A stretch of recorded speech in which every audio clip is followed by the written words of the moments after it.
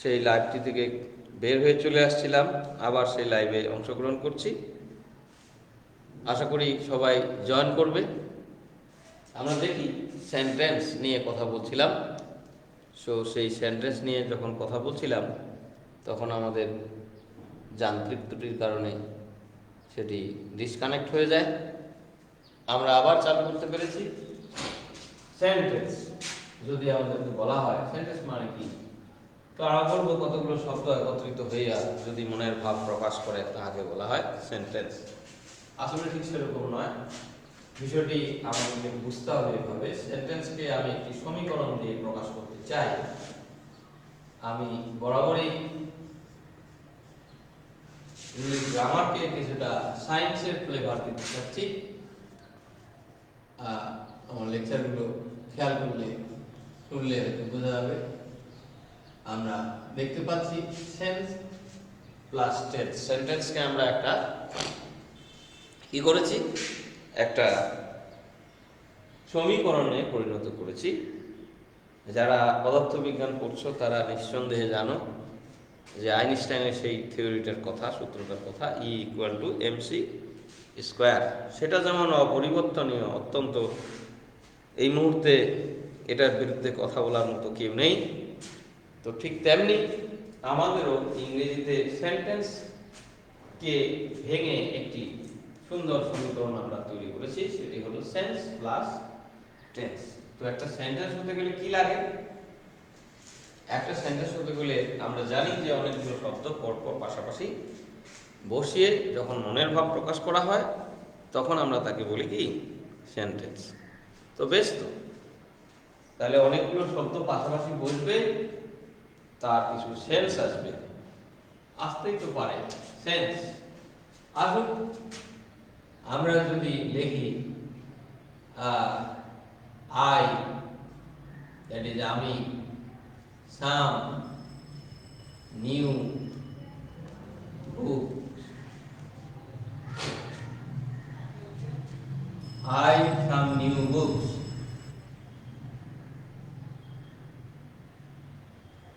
আমরা লিখলাম,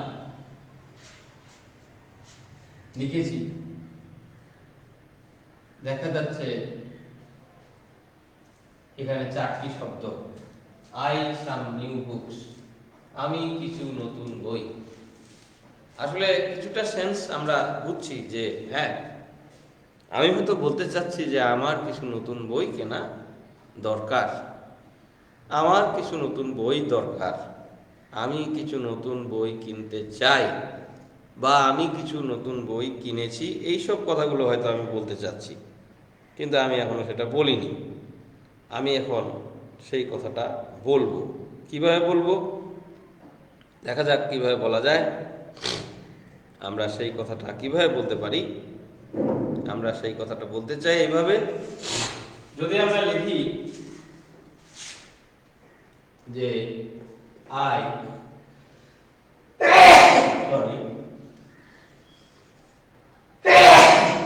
need some new books, আমার কিছু নতুন বই দরকার। আমি যদি লিখি I bought some new books, good, আমরা দেখতে পাচ্ছি এই দুটোকেই আমরা সেন্টেন্স বলছি। আমরা যদি এরপরে লিখি যে আগে যেমন আমরা লিখছিলাম যে কোনো সেন্টেন্সের আমাদের অর্থপূর্ণ হয় নাই, কি কারণে? সেন্সটা আমরা কিছুটা টের পাচ্ছিলাম কিন্তু টেন্স ছিল না। এবার দেখি নিড এবং বট, এটা একটা করে টেন্স। এটাকে আমরা বলছি প্রেজেন্ট সিম্পল, প্রেজেন্ট সিম্পল, এটাকে বলছি পাস্ট সিম্পল। তাই সেন্টেন্স হওয়ার জন্য সেন্স যেমন দরকার তার পাশাপাশি টেন্স দরকার। সেন্স এবং টেন্স মিলেই হচ্ছে আসলে সেন্টেন্স। কোনো একটি বাক্যগুচ্ছের হয়তো সেন্স আছে কিন্তু টেন্স নাই, আবার টেন্স আছে কিন্তু সেন্স নাই, সেটি কিন্তু বাক্য নয়। তাই বাক্য হতে গেলে আমাদেরকে অবশ্যই সেন্টেন্সের মধ্যে সেন্স থাকতে হবে এবং at the same time tense থাকতে হবে। যদি না থাকে তাহলে সেটি কিন্তু কোনো বাক্য নয়। ফর এক্সাম্পল, আমরা যদি এরকম লিখি, সিং আ লাভলি বার্ড আই, হ্যাঁ অনেকে হয়তো ভাবছে, বুঝাইতে যাচ্ছে সিং আ lovely bird, lovely bird I, শেষ তো বোঝাই যায়। হয়তো কেউ বলবে যে আমি একটি সুন্দর বার্ড বা পাখি দেখছি, তো কেউ হয়তো বলবে সেই ভার্বটার তো কন্টিনিউয়াস টেন্স হয় না, তাই দেখছি কথাটা হবে না। তাহলে কি হবে? আমি একটি পাখি, সুন্দর পাখি দেখি, লাভেবল পাখি, ভালোবাসার পাখি, দেখতে খুবই লোভনীয়, এরকম পাখি আমি এই মুহূর্তে দেখছি। হতে পারে, দেখতেই পারো, কিন্তু আমি বলতে চাচ্ছি যে এটা কি আসলে কোনো বাক্য হয়েছে? কেউ বলবে যে না না, এটা আসলে এরকম না, এটাকে বোধ হয় প্রথমে আই লিখতে হবে, I C a lovely bird, এরকম বলবে। ভালোই তো, সুন্দর বলেছে। সে হয়তো বলবে প্রথমে সাবজেক্ট থাকে, তারপরে ভার্ব থাকে, তারপরে অবজেক্ট থাকে। হ্যাঁ, আমিও সেভাবেই সাজানোর চেষ্টা করেছি। এখন কথা হচ্ছে যে আসলে কি এটি বাক্য হয়েছে? অনেকেই বলবে যে হ্যাঁ বাক্য হয়েছে, এখানে তো সেন্স আছে, এখানে তো সেন্স আছে। এখন আমি বলবো এখানে কি টেন্স আছে? হ্যাঁ, অনেকেই বলবে এখানে তো টেন্স আছে, এটা হলো কন্টিনিউয়াস টেন্স। কোন টেন্স? Continuous tense. বা এবার আমার প্রশ্ন হচ্ছে এটা কোন কন্টিনিউয়াস? তো অনেকেই বলবে এটা প্রেজেন্ট কন্টিনিউয়াস, তাই আমি বলবো না না, এটা পাস্ট কন্টিনিউয়াস, অথবা আমি বলবো এটি ফিউচার কন্টিনিউয়াস। তখন তার যুক্তি কি হবে? তখন তার যুক্তি কি হবে? সে বলবে যে জি এটা কন্টিনিউয়াস টেন্স, এটা তো মূল ভার্বের সাথে আইএনজি যুক্ত আছে। আমি বলবো যে হ্যাঁ আইএনজি যুক্ত আছে, কিন্তু এটা কোনো টেন্স নয়। কারণ এটা কোন কন্টিনিউয়াস, কেউ তার জবাব কিন্তু এই মুহূর্তে দিতে পারবে না। ও, তাহলে এখানে কিছু একটা করা দরকার। এবার কেউ একজন বলবে I am seeing a lovely bird. Okay, কিছু পণ্ডিত হয়তো বলবে যে I am seeing a lovely bird, এটা কন্টিনিউয়াস টেন্স তো হয় না। ঠিক আছে, তাদের যুক্ত করার কোনো কারণ নেই, বিশুদ্ধ সংশুদ্ধ হওয়ার কোনো কারণ নেই। আমি লিখব I C a lovely bird, কোনো সমস্যা নেই। আমি অনেকভাবে লিখেছি, এভাবে লিখেছি, এভাবে লিখেছি, এভাবে লিখেছি, এভাবে লিখেছি। দুর্ভাগ্যজনকভাবে এটি এবং এটি কোনো বাক্য হয়নি। কেন হয়নি? তার কারণটি হচ্ছে ওগুলো বাক্যে হয়তো সেন্স ছিল, ওই শব্দগুচ্ছগুলোতে হয়তো কিছু সেন্স খুঁজে পাওয়া গেছে, কিন্তু কোনো টেন্স খুঁজে পাওয়া যায় নাই। সেহেতু সেন্টেন্সের যে শর্ত, টেন্স থাকতে হবে এবং সেন্স থাকতে হবে, সেই শর্ত যেহেতু বাক্য দুটি পূরণ করতে পারে নাই, অর্থাৎ শব্দগুচ্ছ দুটি পূরণ করতে পারে নাই, অতএব সেই দুটি কোনোভাবে বাক্য হিসাবে তাদেরকে মেনে নেওয়া যাচ্ছে না। আসলে বাক্য হতে পারে I R seeing a lovely bird, I C a lovely bird, দুটোর মধ্যে যে কোনো একটি বা দুটোই। প্রথমটি হচ্ছে কন্টিনিউয়াস টেন্স। এবার আমি বলতে পারি যে হ্যাঁ এটা একটি কন্টিনিউয়াস টেন্স এবং এটা হলো একটি কোন tense? Present continuous tense. Present continuous tense, এটা একটা present progressive sentence that is একটি পাখি সুন্দর, সেটিকে আমি এই মুহূর্তে দেখে আছি। দেখছি বলতে আমি বেশ অনেকক্ষণ ধরেই পাখিটিকে পর্যবেক্ষণ করছি। এই মুহূর্তে আমি পাখিটির দিকে চোখ লাগিয়ে দিয়ে আছি। সেটাই হলো প্রেজেন্ট কন্টিনিউয়াস। এই মুহূর্তের ঘটনা, সেখানে এই মুহূর্তে লেখা থাক বা না থাক, এই মুহূর্তে যেটি ঘটছে বেশ কিছুক্ষণ ধরে, বা আমি দেখছি, বা আমি এই ঘটনাটা চলমান রেখেছি, এই কাজটি আমি এখন এই মুহূর্তে চালু রেখেছি, তাই হলো continuous tense. That is good. পরের বাক্যটি হচ্ছে I C a lovely bird. এটা হতে পারে আমি ইদানিং কালে দেখি বা প্রায় দেখি, আগে দেখেছি, এখন দেখছি। আমার বাগানে, আমার গাছে, আমার ফুল বাগানে, আমার লেবু গাছে, আমার পেয়ারা গাছে, আমার কমলা গাছে মাঝে মধ্যে একটা হলুদ লেজওয়ালা পাখি আসছে। আমি সেই পাখিটিকে প্রায় দেখি। এই ধরনের কোনো বক্তব্য আমি বলতে চাই, যেটি আমি আগে দেখেছি, এখনো দেখছি, বর্তমানে এবং ভবিষ্যতেও হয়তো এই পাখিটি আমার বাগানে আসবে। এই ধরনের দেখাকেই আমরা আসলে বলবো প্রেজেন্ট সিম্পল টেন্স, অর্থাৎ এটি হচ্ছে প্রেজেন্ট সিম্পল টেন্স বা প্রেজেন্ট ইনডেফিনিট টেন্স, যে যেভাবে বলে। So subject then verb, subject verb then object. আমরা যদি সেন্টেন্সকে আরো বিশ্লেষণ করি, তাহলে সাবজেক্ট ভার্ব দেন অবজেক্ট। তাহলে এখান থেকে প্রতীয়মান যে সেন্টেন্সে শুধু একটা ভার্ব থাকলেই হবে না, সেই ভার্বটি অবশ্যই কোনো না কোনো টেন্স হতে হবে। ভার্ব একটা কেন একাধিক থাকতে পারে, 4টা 5টা, যত ইচ্ছা ভার্ব লিখে গেলাম, কিন্তু কোনো ধরনের টেন্স হলো না। 12টি টেন্সের কোনো টেন্সেই এটি পড়ল না।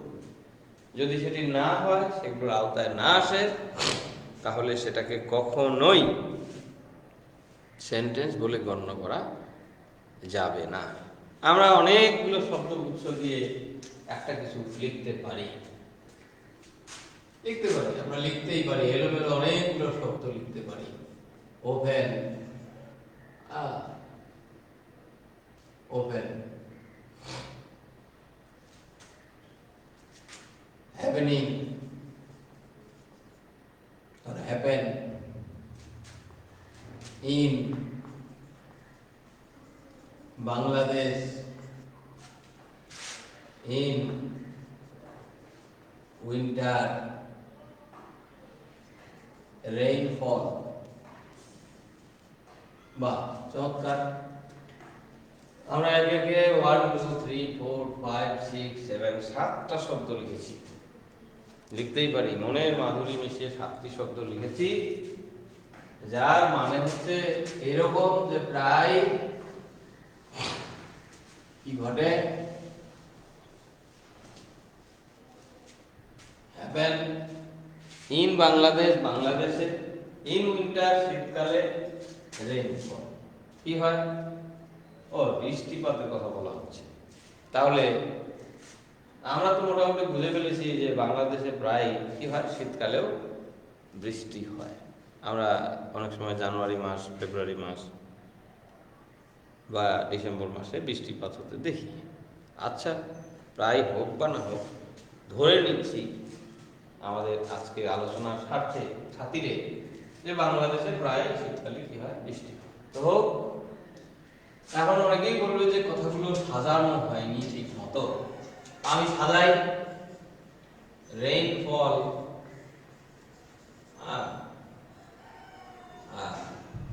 often,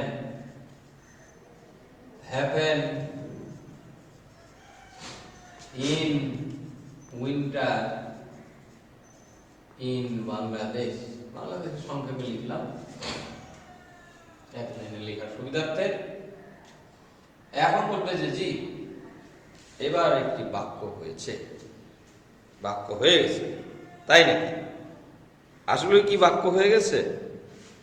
আমরা কি মনে করি যে এটা একটা বাক্য? কি মনে হয়, কোনো ভুল আছে কি? Rainfall often happen in winter in Bangladesh. আচ্ছা, ও হ্যাপেন শব্দটা অনেক ভুলভাল আছে। এটা মনে হয় ওকার, কেউ কেউ বলবে না না না হ্যাপেন হবে না, এটা ওকার। ওকার ওকার ঠিক আছে দিলাম। তারপরেও কি হলো? না না তারপরেও হলো না। আসলে ভুলটি কোন জায়গায় হচ্ছে? ভুলটি হচ্ছে এই বাক্যটিতে এখনো টেন্সটা হয় নাই, এখনো টেন্সটি সঠিকভাবে হয় নাই। তো সঠিকভাবে টেন্সটি হওয়ার জন্য আমার কি দরকার? এইখানে একটা এস দরকার, এখানে একটা এস দরকার। আমরা কি খেয়াল করছি কিনা? যারা লক্ষ্য করছি, যারা এই মুহূর্তে অনলাইনে আছে বা ভবিষ্যতে যারা এই ভিডিওটি দেখব, তারা আমার কথার সাথে একমত হবে যে হ্যাঁ, রেইনফল শব্দটি হলো থার্ড পারসন কি number? Third person singular number. তো রেইনফল শব্দটি যদি থার্ড পারসন সিঙ্গুলার নাম্বার হয়, এই যে রেইনফল, আর আমরা যদি এইটাকে একটা টেক্সট করতে চাই, তাহলে অবশ্যই এখানে একটা এস যুক্ত করতে হবে এবং ভার্বটি তখন হয়ে যাবে থার্ড পারসন সিঙ্গুলার প্রেজেন্ট। এটিকে কি বলা হয়? Third person singular present. ভার্বটির বর্তমান রূপটির নাম হচ্ছে থার্ড পারসন সিঙ্গুলার প্রেজেন্ট, আর এই টেন্সটির নাম হচ্ছে প্রেজেন্ট সিম্পল। এই যে টেন্সটি, এই দুটো ভার্বের টেন্সটা হচ্ছে প্রেজেন্ট সিম্পল। তাহলে এখন আমরা বলবো যে হ্যাঁ, এটি একটি বাক্যে পরিণত হয়েছে। This is now a sentence. কি সেন্টেন্স এটি? এটি হলো একটি প্রেজেন্ট সিম্পল টেন্সের সেন্টেন্স। প্রেজেন্ট সিম্পল টেন্সে এই বাক্যটি লেখা হয়েছে। এর সেন্স আছে, এর টেন্স আছে, যার কারণে এটিকে একটি পূর্ণাঙ্গ সেন্টেন্স বা বাক্য বলা যেতে পারে।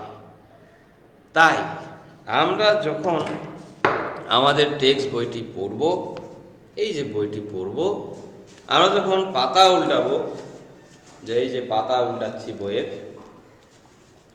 আমরা চলে গেলাম unit 1, people or institutions making history. এমন কিছু মানুষ বা সংস্থা বা প্রতিষ্ঠান পৃথিবীতে আছে যেগুলো ইতিহাস হয়ে গেছে। আমরা যদি পড়ি, মাই brothers, I stand before you today with a heart overflowing with grief. So, আমরা যদি এইরকম একটি সেন্টেন্স পড়ি বা লিখি, আমি যদি সেন্টেন্সটাকে লেখার চেষ্টা করি, তাহলে আমরা কি দেখতে পাবো? আমি একটি বাক্য লিখব। এই টেক্সটগুলো বাক্য দিয়ে দিয়ে বানানো হয়েছে। মাই ব্রাদার্স, আমাদের জাতির জনক বঙ্গবন্ধু শেখ মুজিবুর রহমান ঐতিহাসিক 7ই মার্চের ভাষণ, যেটি বিশ্ব ঐতিহ্যের অংশ, সেখানে কি বলেছিলেন? I stand before you today, before you today with a heart overflowing with grief, overflowing with grief। আমরা সরাসরি আমাদের টেক্সট বইতে চলে গেলাম, যাতে করে আমরা এই আলোচনাটিকে একটি গ্রহণযোগ্যতা দিতে পারি। সেটা কিরকম? আমি যে শব্দ গুচ্ছগুলো লিখেছি, এখানে as many as প্রায় 9-10টা কি 11টা শব্দ আছে। যেমনটি আমরা যদি কাউন্ট করি, I stand before 3, 4, 5, 6, 7, 8, 9, 10, 11, তাহলে 11 ওয়ার্ডস আর্টিকেল এ সহ 11টি শব্দ আছে এবং এটিকে আমরা দেখতে পাচ্ছি অন্ধের হাতি দেখার মতো বড় হাতের শব্দ অক্ষর দিয়ে শুরু করা হয়েছে, আর এখানে একটি ফুল স্টপ দিয়ে শেষ করা হয়েছে। আমরা যদি সেন্টেন্স নাও বুঝি, তবুও এটা একটি সেন্টেন্স, কারণ এটি বড় হাতের অক্ষর দিয়ে শুরু হয়েছে আর একটি ফুল স্টপ দিয়ে শেষ হয়েছে। এখন দেখা যাক এটি কি আসলেও কি বাক্য না বাক্য নয়। হ্যাঁ, এখানে বাক্য কিনা আমরা দেখি। এখানে কি কোনো ভার্ব আছে? আছে, স্ট্যান্ড আছে, ওভারফ্লোয়িং বা দুটো ভার্ব আছে। আর কি কোনো ভার্ব আছে? না, আর কোনো ভার্ব নেই। দুটো ভার্বের মধ্যে একটি টেন্স আমরা বলতে পারবো, আর একটি টেন্স কিন্তু আমরা বলতে পারবো না। কোনটা টেন্স বলতে পারবো? ইন্টারমিডিয়েট স্টুডেন্টদের কাছে কোশ্চেন এই মুহূর্তে যে কোনটি টেন্স আমরা বলতে পারবো, তারা হয়তো বলবে দুটো টেন্সেই আমরা বলতে পারবো। একটা হলো স্ট্যান্ড, জি এটা তো present indefinite tense, very good, এটা হলো প্রেজেন্ট সিম্পল, ভেরি গুড। আর এইটা কোন টেন্স? আমার প্রিয় শিক্ষার্থীরা এখনই বলে দিবে যে এটা হলো কন্টিনিউয়াস টেন্স। তো যদি ভার্চুয়াল ক্লাস না হয়ে সরাসরি ক্লাসরুমে ফিজিক্যালি অর্থাৎ সাক্ষাৎ ক্লাস অনুষ্ঠিত হতো, তাইলে হয়তো আমি তাদের দিকে তেড়ে যাইতাম যে তুমি এটাকে কিভাবে কন্টিনিউয়াস টেন্স বললে, বোঝাও আমাকে।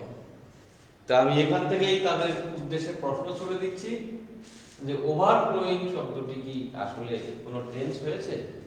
না, এটা কন্টিনিউয়াস টেন্স হয় নাই, কারণ এর সামনে কোনো অক্সিলারি ভার্ব নাই, বি ভার্ব নাই, বা have verb plus be verb নেই, যে কারণে এটি কোনো টেন্স নয়। এটি ইংরেজিতে এই ধরনের টেন্সবিহীন ভার্বের রূপগুলোকে আমরা বলে থাকি নন ফাইনাইট ফর্মস। কি বলে থাকি? টেন্সবিহীন ভার্বের ফর্মগুলোকে আমরা বলে থাকি non finite forms, non finite forms. That's why এটি কোনো টেন্স গঠন করে নাই। এটি ফাইনাইট, কারণ এটি একটি টেন্স গঠন করেছে। শুধু তাই না, আই হলে স্ট্যান্ড, যদি হি হতো তাহলে কিন্তু স্ট্যান্ডস হতো, যে কারণে এটি একটি টেন্স, এই ভার্বটি ফাইনাইট। সো এখানে একটি মাত্র ফাইনাইট ভার্ব আছে বা একটি মাত্র টেন্স আছে।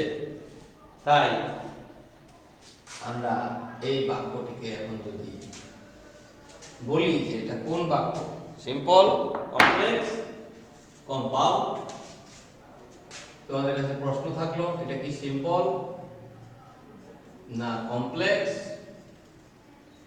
নাকি কম্পাউন্ড? অনেকে ভেবাচেকার মধ্যে আছে যে এত বড় বাক্য কি করে সিম্পল হয়, এখানে তো এন্ড বাট এগুলো নাই, তাহলে কম্পাউন্ড হতেই পারে না, তাহলে এটি বোধহয় কমপ্লেক্স সেন্টেন্স। আমি সকলের উদ্দেশ্যে বলবো এটা হলো সিম্পল সেন্টেন্স। কারণটি হচ্ছে এখানে একটি মাত্র টেন্স আছে, অনলি ওয়ান টেন্স, একটি মাত্র টেন্স আছে, ওয়ান টেন্স অনলি, একটা মাত্র টেন্স থাকার কারণে এটি হচ্ছে সিম্পল সেন্টেন্স। Very good. ঠিক এইভাবেই you have to find out the sentences from the text. Whenever you go through your English textbook, you have to go through like this, as you will be in your practical classes of science department or any other department. এভাবে হাতে কলমে প্রত্যেকটি বাক্যকে আমাদের ব্যবচ্ছেদ করতে হবে, বুঝতে হবে, তবেই আমরা প্রকৃতপক্ষে সেন্টেন্স সম্পর্কে বুঝতে পারব। এখন যদি আমাকে এই বাক্যটিকে বিশ্লেষণ করতে বলা হয়, তাহলে আমরা কিভাবে বিশ্লেষণ করব সেটা দেখি। আমরা বিশ্লেষণটা কিভাবে করব সেটা দেখে নেই। এই অংশটুকু হলো সাবজেক্ট, সাবজেক্ট বা এই অংশটুকু হলো ভার্ব, এটা হলো verb. Before you today with a heart overflowing with grief. Before you এটা একটা অংশ, today এটা একটা অংশ, with a heart overflowing with grief এটা একটা অংশ। এই একটা, দুটা এবং তিনটা, এই তিনটা অংশকেই আসলে বলা হচ্ছে অ্যাডজাঙ্ক্ট। আমার প্রিয় শিক্ষার্থীরা যেটাকে এক্সটেনশন বলে থাকে, কি বলে থাকে? এক্সটেনশন। আমি তাদের উদ্দেশ্যে বলতে চাই, এই ধরনের দায় সারা কথাবার্তা আমরা বলবো না। কোনো মতে দিন কেটে গেল, বলে দিয়ে শেষ করে দিলাম, এই টাইপের লেখাপড়া দিয়ে আমাদের ইংরেজি শেখা হবে না। এটি হলো তিনটি ফ্রেজ এখানে আছে, বা একটি ওয়ার্ড, দুটি ফ্রেজ। বিফোর ইউ এটা একটা ফ্রেজ, এটা একটা প্রিপোজিশনাল ফ্রেজ।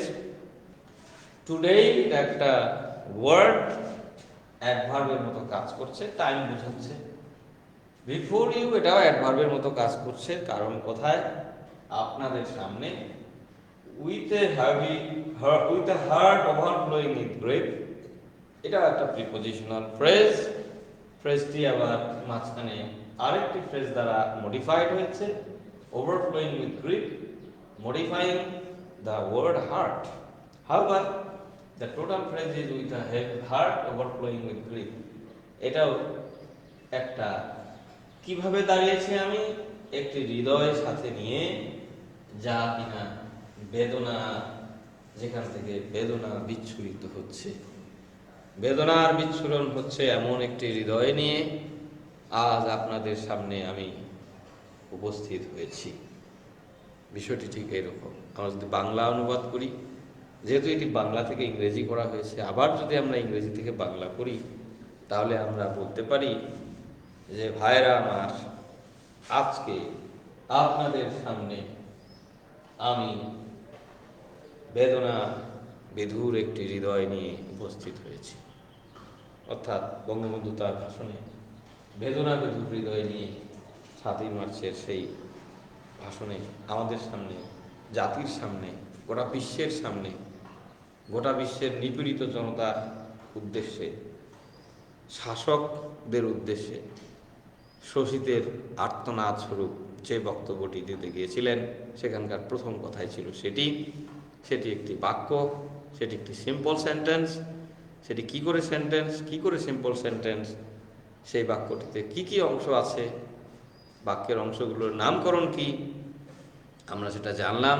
সাবজেক্ট, ভার্ব আর অ্যাডজাঙ্ক্ট। এই বাক্যটিতে কোনো অবজেক্ট নেই, এই বাক্যটি অবজেক্ট ছাড়াই, তাই এই ভার্বটি হলো ইনট্রানজিটিভ ভার্ব।